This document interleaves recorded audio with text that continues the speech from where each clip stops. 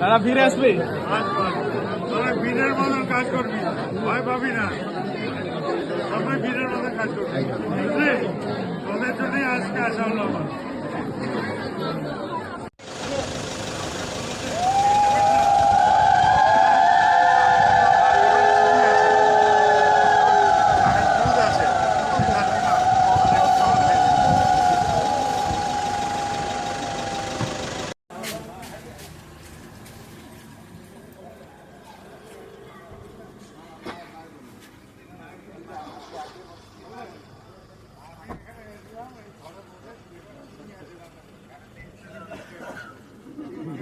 এখানে